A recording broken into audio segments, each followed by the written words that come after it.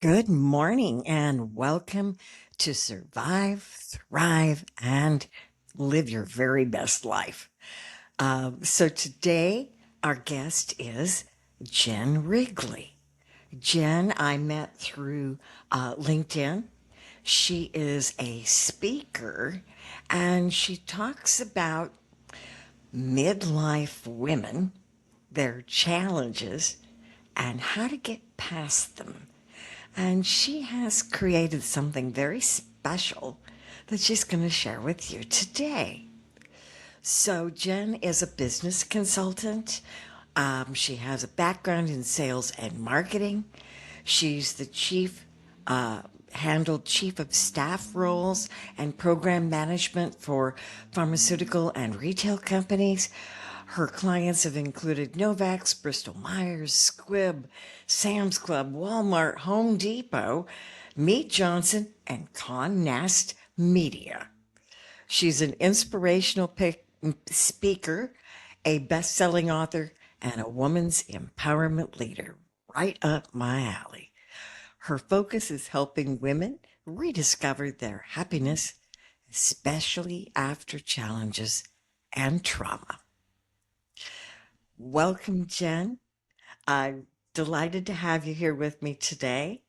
And I just have you share a little bit about you and about your topic for today. Thank you, Judy, for having me. I'm very excited to be here. And thank you for that great introduction. You went through a lot of my professional corporate career, which I have been doing for 20 plus years. And I still have my hands in that. But what the journey that I've been on it has been probably 10 years, but more specifically focused on my current topics the past couple years. I am a motivational speaker and I talk a lot about resilience. And I primarily speak to women in midlife, primarily because of my own lived experiences. And I talk about how when we arrive in midlife, I know people talk a lot nowadays about menopause and perimenopause and some of the challenges we face, empty nest syndrome. But what I talk about is by the time we've reached mid age, we actually have an accumulation of events and challenges, typically some grief, and for some of us, trauma. And that is where I found myself a couple years ago. And I had to find a way to pick myself up off the literal kitchen floor after I was grief stricken, after my mother had passed, and find a way to rediscover my happiness, my joy in life, because why else are we here, to be honest? Mhm. And when I went through that journey and I realized I was starting to smile again, and I wanted to share that with all the other midlife women who are out there facing challenges themselves. That is so awesome. And in my work, I know that I have found that midlife, all the decisions and the responsibilities get heavier because everything's stacked. Mm, And it makes that much more pressure. And then the people around us, as you said, your mom, family members, even pets, they can just leave you absolutely devastated. hmm. So I think that that's such an amazing mission that you have to help people rediscover their joy and what do they call it? Joie de vie, the joy Yes, of yes. life. And Judy, as you described it, I call that the weighted blanket. And I like to say we don't need to buy those weighted blankets that are so popular nowadays because we all carry our own weighted blanket. And it's just that weight has accumulated year after year. And we often find ourselves just weighed down by all of those things that have happened to us. That is amazing. Yes, I would absolutely agree. Boy, tell me more. What I like women to do is to just take a moment to recalibrate. Um, think about where you are in life. And it's really hard. This isn't something that you want to do when you are in the midst of dealing with a significant challenge or grief, or in some cases, trauma. But when you've been able to process some of that, and I don't talk about getting over or moving beyond things like grief and trauma, but what I do talk about is being able to process some of that and then getting to a place where you can start to refocus the lens on yourself, which, as you know very well, we find it very hard to do. Um, and we don't need permission to do that, but I feel like most of us are think we need permission or are waiting for permission. So I want to have women step into what their life could be, the possibilities. And I have an activity that I feel is doable for everybody. I call it the Daily Joy Practice, and I think you're going to link just to a free resource in the notes. Yes.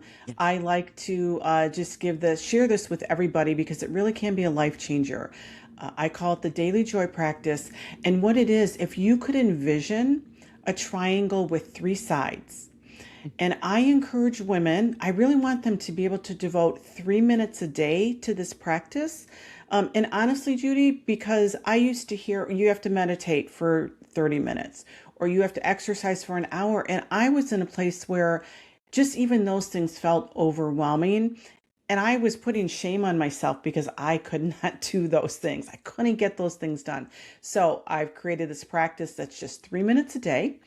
And in picturing that triangle, so one part of the triangle is called stillness. And I really invite everyone to sit in stillness for 1 minute a day. And that is so you can start quieting your mind so you can hear your heart. And for some women, it's important you quiet your mind so you can heal your heart. So start that healing journey. So once we sit in stillness for a minute, or we start to relax a little bit, we start to come back into ourselves. And then I want to invite you into focusing on 1 minute of gratitude. What are you grateful for in this day? And sometimes it can be really hard to come up with something you're grateful for when you are dealing with challenges. So I encourage you to just think about small things. For me, sometimes it is as simple as that cup of coffee in the morning. I can find gratitude for that even when everything else is very challenging. So spend 1 minute thinking about what you're grateful for, and it can just be little things.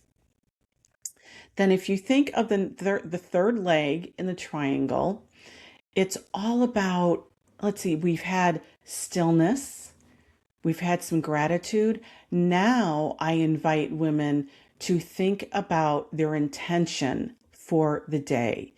So spend 1 minute thinking about your intention for the day. And what I mean by intention for the day, I'm not talking about your to-do list.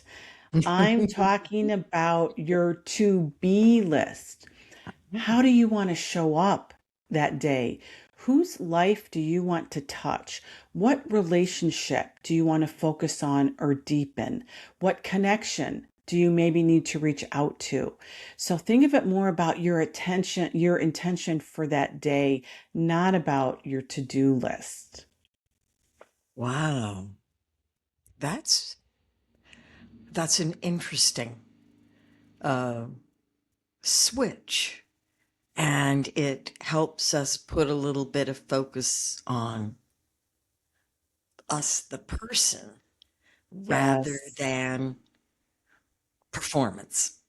Yes. Well, you hit it. Yes, exactly. It's not what we do, it's how we Mhm. be. Right.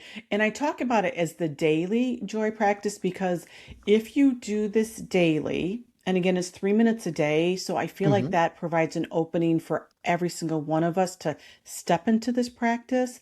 But if you do it every single day, you will start to see a change in your life, right? So you're able to start the day with a little bit more intention and gratitude, and you've had some stillness. That automatically changes your day. And as I found, it can actually change the trajectory of your life. That's fascinating. What things might they see? What things might we find are different?